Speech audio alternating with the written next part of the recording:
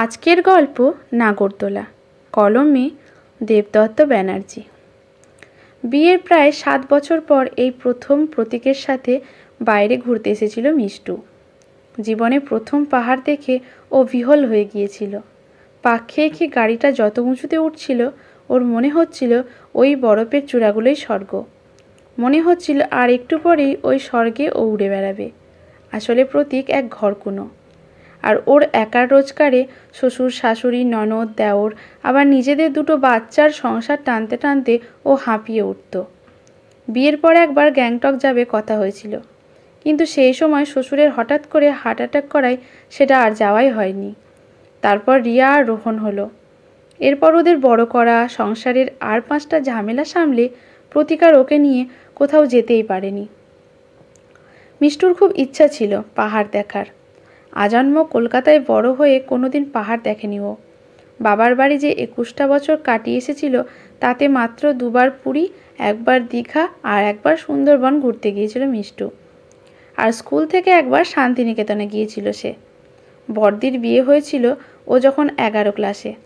বছর বছর তুহিনদা বড়দাকে কত জায়গায় ঘোরাতো, আর বড়দি বাপের বাড়ি এসে কতগুলো অ্যালবাম আর গল্পের ঝুড়ি নিয়ে বসতো। মিষ্টু আর মিঠি বড়দির গল্প শুনে স্বপ্ন দেখত তারাও একদিন বিয়ের পর এভাবেই ঘুরবে বরের সাথে। দিদির গল্প শুনে ভবিষ্যতের সুখে স্বপ্নে বিভোর হয়ে যেত ছোট 2 বোন। মিঠি মিষ্টুর থেকেও 2 বছরের ছোট।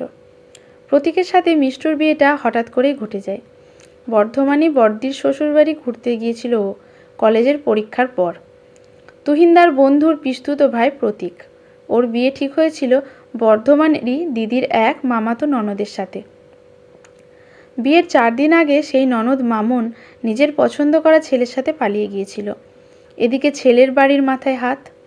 সব ব্যবস্থা হয়ে গেছে, আত্মীয়রা আসতেও শুরু করেছে। ওরা সবাইকে ধরেছিল একটা বিবাহযোগ্য মেয়ে জোগাড় করে দিতে। 3 মেয়ের বাবা অজয়বাবুকে তার বড় মেয়ে যখন ফোন করে প্রস্তাবটা দিয়েছিলেন, উনি এটাকে ভগবানের আশীর্বাদ ভেবে নিয়েছিলেন। এক রাতের মধ্যে জামাইকে নিয়েও সব ব্যবস্থা করে পাকা করে ফেলেছিলেন। প্রতীক সম্বন্ধে খোঁজখবর বড় জামাই আগেই নিয়ে রেখেছিলেন, তাই ওই তারিখেই মামুনের বদলে মিষ্টুর সাথে বিয়ে হয়ে গিয়েছিল প্রতীকের। মিষ্টুর মনে একটু কিন্তু ছিল, সেভাবে বাজার হাট কিছুই হলো না। মায়ের গয়না যা ছিল তা থেকেই ওর হাতে কানে গলায় মোটামুটি সাজিয়ে ওর বাবা ওকে সম্প্রদান করেছিলেন। শ্বশুরবাড়ি চন্দননগর হলেও বর্ধমানে বসেই বিয়ে হয়েছিল, কারণ প্রতীকের বাবা সবাইকে বলেছিলেন বর্ধমানের মেয়ে যে বদলে গেছে তার সবাইকে নতুন করে জানাতে চাননি উনি। তাই মিষ্টুর বেহালার বন্ধুরা, পাড়া প্রতিবেশী কেউ যায়নি ওর বিয়েতে। বাবারও তেমন কোনো খরচ হয়নি ওকে পার করতে। ভবন, ক্যাটারার সব তো ঠিক হয়েই ছিল মামনের। জীবনের নাগরদোলায় মামনের বদলে মিষ্টু পার হয়ে গিয়েছিল এভাবেই। মিষ্টু ওই একঘেয়ে জীবন থেকে বেরিয়ে এসে এক নতুন জীবনে গিয়েছিল মনে অনেক আশা নিয়ে।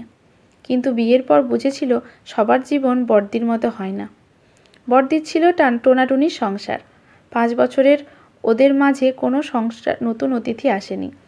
অথচ তাই নিয়ে বললে ওরা বলতো ওরা এখন চায় না কারো দায়িত্ব নিতে। ওদের মাথার ওপর কেউ ছিল না। তুহিনদার রেলের চাকরির সুবাদে ওরা পাশ পেত আর প্রচুর ঘুরত। সেখানে মিষ্টুর দেওর আর ননদ কলেজে পড়ছিল। শ্বশুর প্রাইভেট কোম্পানি থেকে রিটায়ার্ড। শাশুড়ির হাতে সংসার। একমাত্র ওর বরের রোজগারে এত বড় সংসারটা চলত। গড়িয়ায় একটা কলেজে পড়াতো প্রতীক। সকাল 7টার মধ্যে সেদ্ধ ভাত খেয়ে বেরিয়ে যেত সে। বিকেলে একটা কোচিংয়ে পড়িয়ে রাত 9টা থেকে 10টার মধ্যে বাড়ি ফিরত রোজ। তার পেছন পেছন সকালে দেওর আর ননদও কলেজে যেত। তবুও মিষ্টুর মনে কোনো দুঃখ ছিল না, কারণ এবাড়ির সবাই তাকে আপন করে নিয়েছিল। দেওর আর ননদ বৌদিমণিকে চোখে হারাতো। সব খুনসুটি তার সাথে, কোনো কিছু তাকে না দিয়ে খেত না। অন্যদিকে শাশুড়ি ছিলেন মাটির মানুষ, আর প্রতীক ছিল সত্যিই ভালো মানুষ। আদর সোহাগে ওকে ভরিয়ে তুলছিল বাতাসিয়া লুপে। বাতাসিয়া লুপে দাঁড়িয়ে এক মনে পাহাড় দেখছিল মিষ্টু। হঠাৎ দেখে ছোটবেলার বান্ধবী আইভির সঙ্গে দেখা। কলেজের পর আর দেখাই হয়নি ওর সাথে। আনন্দে দুজনের চোখে জল এসে গেছিল। আইভি নিজের বরের সাথে আলাপ করিয়েছিল। ওর বর শুভম কোনো মাল্টিন্যাশনাল কোম্পানির ম্যানেজার। ওদের একটা মেয়ে টায়রা, 3 বছরের ছোট্ট একটা পুতুল। শুভমের নেশা ফটোগ্রাফি, সে ফটো তুলতে এগিয়ে গিয়েছিল। প্রতীকও দূর থেকে একটা স্টলে কিছু কিনতে ব্যস্ত। আইভির কথা শেষ হতে চায় না আর। ও যাদবপুরে থাকে। বারবার করে যেতে বলেছিল মিষ্টুকে, নিজের ফোন নম্বরও দিয়েছিল। মিষ্টুর নিজের ফোন নেই শুনে অবাক হয়েছিল। আরও অবাক হয়েছিল মিষ্টুর জয়েন্ট ফ্যামিলিতে সবাইকে নিয়ে থাকে শুনে। মিষ্টু ছেলে মেয়েকে দাদু ঠাম্মার কাছে রেখে এসেছে শুনে ও 1 মিনিট শুধু তাকিয়েই ছিল ওর দিকে। ও চলে যাওয়ার পর মিষ্টু ভাবছিল আইভিরা একসময় খুব আর্থিক কষ্টের মধ্যে বড় হয়েছিল।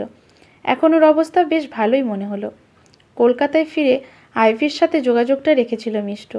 একদিন প্রতীক কলেজে যাতায়াতের পথে ওকে পৌঁছে দিয়েছিল যাদবপুরে। আইভির ঝাঁ চকচকে ফ্ল্যাটে আধুনিক জীবনযাপনের সব রকম বিলাসিতার উপকরণ মজুত। মেয়ে পড়ে ডে বোর্ডিংয়ে, শুভম সে সময় ট্যুরে। সারাটা দিন গল্পের মধ্যে কাটলেও এই প্রথম নিজের জীবনটাকে বড় বিস্বাদ বলে মনে হয়েছিল মিষ্টুর। আইভি স্বাধীন, বড়দি স্বাধীন। মিঠিরও ভালো বিয়ে হয়েছে, টাটাতে থাকে।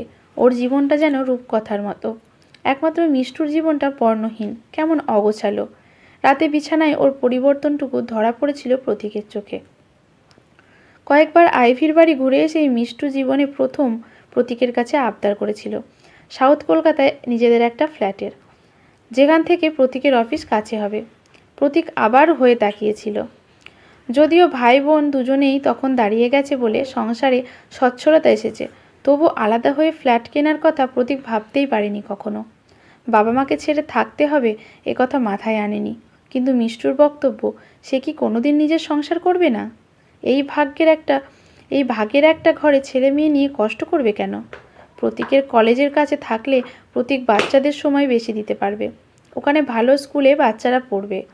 আসলে প্রতীক বোঝে, এখন আর মিষ্টুকে বোঝানো যাবে না। কয়েকদিনের মধ্যেই মিষ্টু আইভির সাহায্যে ফ্ল্যাটের খোঁজ শুরু করে। শান্ত স্বভাবের প্রতীক ওকে বোঝাতে পারে না। পরের মাস থেকে শনি রবিবারগুলো ফ্ল্যাট দেখার জন্য বরাদ্দ হয়। মিষ্টু বাড়িতেও একটা আভাস দিয়েছিল প্রতীক বুঝতে পারে। বাবা মা কিন্তু মিষ্টুর বিরোধিতা করেনি, বরঞ্চ বাবা বলেছিল কলকাতায় একটা ফ্ল্যাট থাকা ভালো। অবশেষে গড়িয়া বাইপাসে 3 দিক খোলা 1500 স্কোয়ার ফিটের দক্ষিণমুখী ফ্ল্যাটটা প্রতীক বুক করে বাধ্য হয়। গৃহপ্রবেশের দিন সবাই এসেছিল।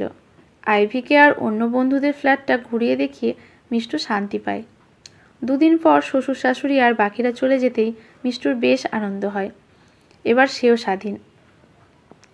আইভির মতো করে সেও সাজিয়েছে ফ্ল্যাটটা। প্রতীক কিছুতেই না করেনি। তবে সকালেও আর একটা কোচিং জয়েন করেছে। এখন তো প্রচুর সময় হাতে। ছেলে মেয়েকে এদিনের স্কুলে ভর্তি করে দিয়েছে। মিষ্টুর হাতে অখণ্ড অবসর। আইভির মাধ্যমে আরও কয়েকজন বন্ধুর সাথেও যোগাযোগ হয়েছে মিষ্টুর। কিন্তু কদিন যেতেই মিষ্টুর এই আধুনিক জীবনে হাঁপিয়ে ওঠে। বন্ধুদের সাথে আড্ডা আর কিটি পার্টি মানেই পরনিন্দা আর পরচর্চা। এত আধুনিক পোশাকেও ও অভ্যস্ত নয়। ও বোঝে ওকে নিয়ে বাকিরা হাসাহাসি করে। ননদের সাথে সিনেমা দেখা, শপিং করে রাস্তায় দাঁড়িয়ে এগরোল বা ফুচকা খেয়ে যে স্বাদ পেত, ম্যাকডোনাল্ড বা কেএফসিতে সেই প্রাণের ছোঁয়া পায় না সে। ফ্ল্যাটে একা সময় কাটতে চায় না। ননদ আসতে চায় না। প্রতীককে ঘুরতে যেতে বললেই ও কোনো লোন আর ইএমআইয়ের গল্প শোনায়। এত জিনিস, সব তো লোনেই কেনা। বাচ্চারাও দাদু ঠাম্মাকে মিস করে। ওনারা আসেন না তেমন। মিষ্টু 2 বার ঘুরে এসেছে, কিন্তু ও বাড়িতে গেলে একটা অপরাধ বোধ মাথাচাড়া দিয়ে ওঠে। কেমন যেন লাগে। দেওর বদলি হয়ে বোম্বে চলে গেছে। ননদের বিয়ে করার আপাতত ইচ্ছে নেই। একটা ভালো স্কুলে পড়াচ্ছে চন্দননগরেই। ছেলে মেয়ে দুটো কেমন যেন জেদি একগুঁয়ে হয়ে যাচ্ছে। আগে পিসি পড়াতো, এখন টিচার আছে, তবুও বাজে রেজাল্ট করছে। আইভির কাছাকাছি এসে মিষ্টু বুঝেছে এদের জীবনযাত্রা দেখতে যতই ঝাঁ চকচকে হোক না, ভেতরটা আসলে ফাঁপা। আরেক বন্ধু রুমি বলেছিল শুভম আর আইভির মধ্যে বনিবনা নেই। মেয়ের কথা ভেবে ওরা ডিভোর্স করেনি। শুভম ট্যুরের নাম করে অন্য কারো সাথে থাকে। মিষ্টুর ভালো লাগে না এসব শুনতে। সবাই কেমন যেন মেকি। একদিন সাউথ সিটিতে রুমির বরকে দেখেছিল অন্য একটি মেয়ের সাথে ঘনিষ্ঠ হয়ে ঘুরতে। সেদিন থেকেই মিষ্টু প্রতীকের দিকে বিশেষ নজর দিয়েছে। এদিকে প্রতীক কোচিংয়ে পড়িয়ে রোজ রাত করে ফেরে। 2 দিন মিষ্টু অটো করে কোচিংয়ে গিয়ে দেখেও এসেছে প্রতীক আছে কিনা। এভাবে একটা বছর কাটতে হাঁপিয়ে উঠেছে সে, অথচ মুখ ফুটে বলতে পারে না প্রতীককে। সেদিন সকালে রুমি ফোন করে আইভির খবরটা দিয়েছিল। পিয়ারলেস হাসপাতালে গিয়ে মিষ্টু যখন পৌঁছলো সব শেষ। ফ্রাস্ট্রেশন থেকে বিষ খেয়েছিল আইভি। 5 বছরের মেয়েটা প্রতিবেশীদের কোলে। শুভম কয়েক মাস ফেরে না।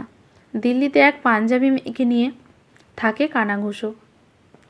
খরচাও দিত না বউ মেয়ের। এসব শুনতে আর ভালো লাগছিল না মিষ্টুর। কেমন একটা ভয় মনের ভেতর। এই আইভির জীবনকে একদিনও হিংসা করেছিল। কত সুখী মনে হতো ওকে। হাসপাতাল থেকে একা চন্দননগর ফিরেছিল সোজা। মেয়ে আর ছেলে ফাইনাল পরীক্ষা শেষ থাকতে এসেছিল কয়েকদিন আগেই। প্রতীককে চলে আসতে বলেছিল শুধু। শ্বশুর শাশুড়ি ওকে এভাবে দেখে অবাক। কোনো কথা বলেনি মিষ্টু। বহুদিন পর মন খুলে কেঁদেছিল শাশুড়িকে জড়িয়ে। ননদের কোলে মাথা রেখে শুয়েছিল সন্ধ্যায়। ছেলে মেয়েকেও খুব খুশি মা চলে আসায়। দুদিন এভাবেই কেটে গেল। প্রতীক দুবার উসখুস করছিল ফেরার জন্য। মিষ্টু আর ওর বোন বসে বাতাবি লেবু মাখা খাচ্ছিল। বাচ্চারা বাইরে খেলছে। প্রতীক যাওয়ার কথা তুলতেই মিষ্টু জানিয়ে দেয় সে আপাতত যাচ্ছে না। প্রতীক বলে, কিন্তু বাচ্চাদের স্কুল আর আমার কোচিং এসব? মিষ্টু বড় বড় চোখ করে বলে, সব আমায় বলতে হবে নাকি? কলকাতায় ফ্ল্যাট একটা সম্পত্তি, আপাতত ফ্ল্যাটটা ভাড়া দিয়ে দাও। টিভি ফ্রিজ সব নিয়ে এসো এখানে। ভাইয়ের ঘরটা তো এখন খালি। আর ছেলে মেয়েকে এখানে ভর্তির দায়িত্ব তোমার বোনের। সবে তো বছরের শুরু। আর এবছর যেভাবে অফিস করছো, মোট কথা ওখানে আর আমি যাচ্ছি না। প্রতীকের বহুদিন পর বউকে সেই প্রথম দিনের মতো আদর করতে ইচ্ছে করে। বোন উঠে পাশের ঘরে চলে গেছে ততক্ষণে। মিষ্টুর মনে হয় জীবনটা সত্যিই এক আজব নাগরদোলা। গল্পটা যদি আপনাদের ভালো লেগে থাকে অবশ্যই লাইক, শেয়ার, কমেন্ট করে পাশে থাকবেন। সমাপ্ত। ধন্যবাদ।